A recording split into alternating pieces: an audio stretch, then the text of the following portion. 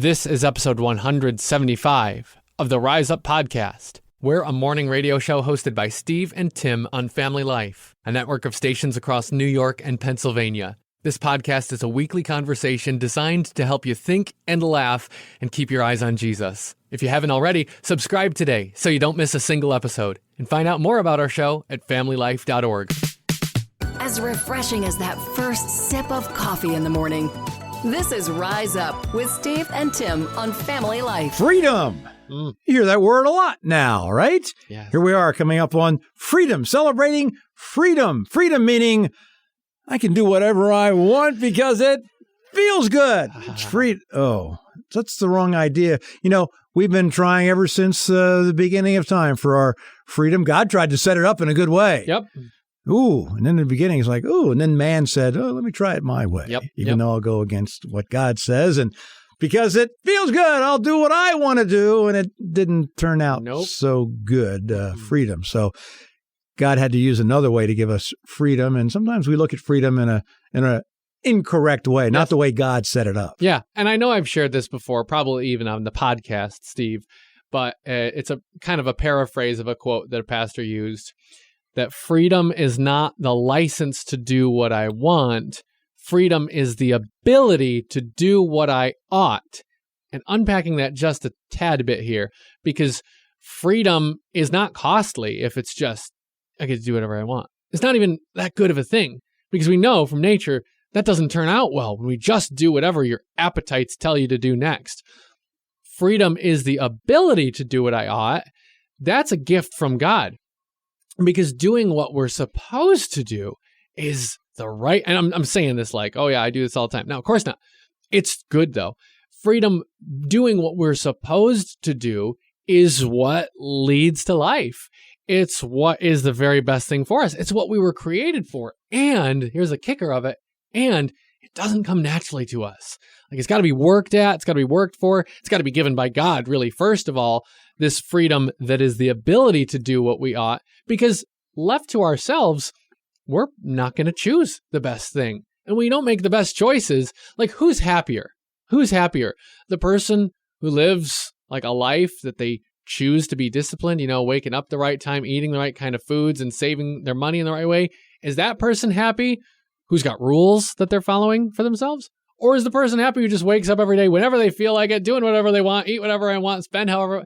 That's not happy in the long run.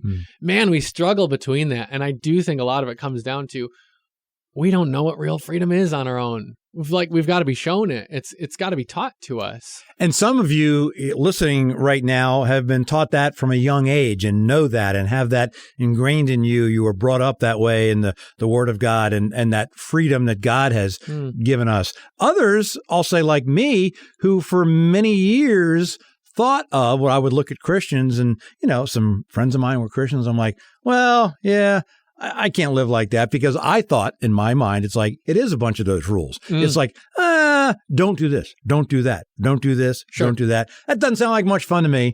I'd rather do what I want to do. And so I thought the wrong way for many years of no, Christianity is just a bunch of rules. God's saying, don't do this. And God's waiting, for you to make a mistake and to pound you over the head and those kind of things. However, when you learn and know that just what you said, Tim, that God has had those rules because he loves you. God's for you. He's not against you. And he knows, just like a parent of a child, it's like, this is the better way to do it. I'm protecting you. I'm saying, don't put your hand on the hot oven. It's not yes, it's a rule, but it's to protect you. Yeah. It's to give you so you don't have that ouchie. Those kind of things. You even talk about freedom of, you can look in your own finances, your budget, and you mentioned that a little bit, but it's like the budgeting of like, oh, I can't spend on this and I can't spend on that. No, it's like you budget the right way. And then you do have the freedom to go out because you have that money saved in the right manner. So all these rules that God gives us, it's a freedom. We are free because of one, what he did for us, what Jesus did, but that freedom of like, no, I'm for you. I'm not against you.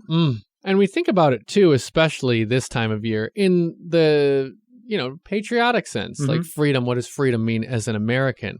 This was always really irritating to me when kids misbehave, your classmates misbehave. That happens. And yeah, sure, we all do.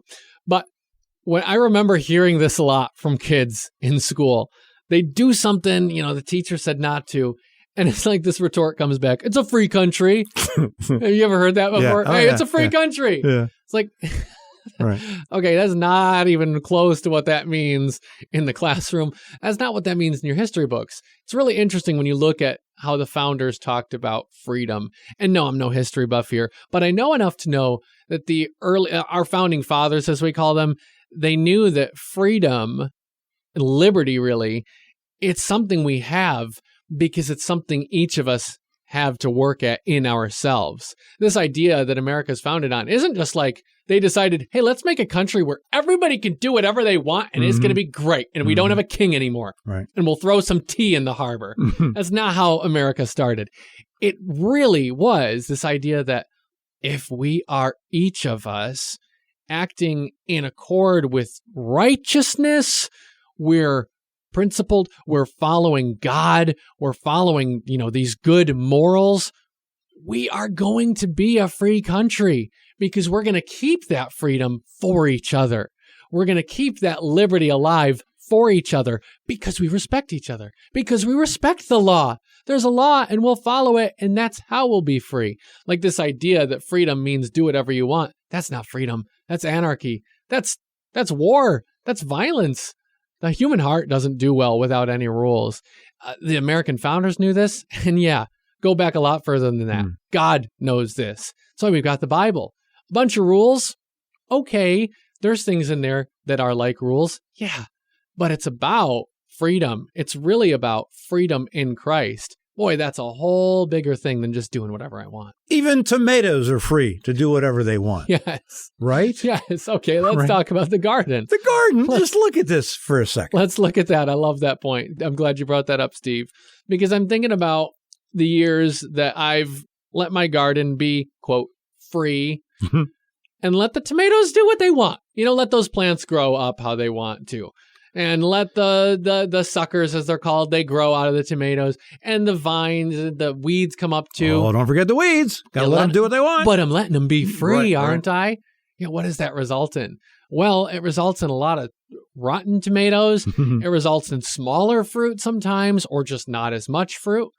Anybody who knows how to garden knows you got to put in rules. You got to prune. That doesn't feel good, right? That's work. You got to weed. Oh, that doesn't seem good. That's a lot of work. You got to water regularly, not just when the clouds feel like it. Boy, it's a lot of work. That doesn't seem like freedom. Well, it feels like freedom, though, when you get to sit down with a burger with a nice juicy slice of tomato on it. Yes. Or you make a tomato sandwich. Or you just take a bite right out of that good juicy tomato you grew. Because did it grow free? Well, yeah, in a way it did, because it had those guidelines that you set up. I mean, if it's true in nature, if it's true of a tomato plant, I think it's kind of true of the human soul too. We benefit, we become more free with these things. Do you put mayonnaise on your tomato sandwich? Oh, definitely.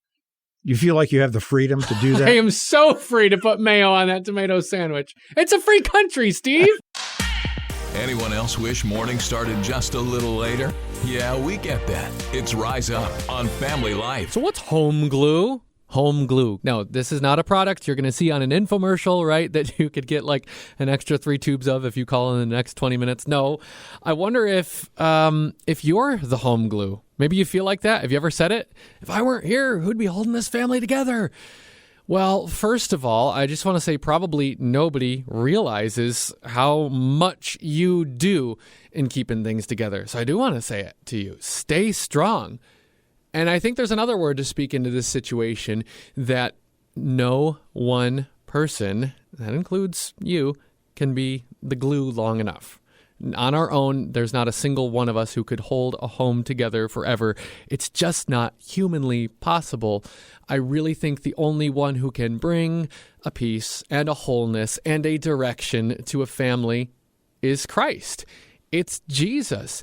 And he's a lot more than just glue. He's a master carpenter. He's a builder, an architect. He's your shepherd. So I know you're sticking a lot of it together today, keeping a lot together. And keep going. But let's just agree not to try and be the glue on our own today. Not without the carpenter's leading hand, okay?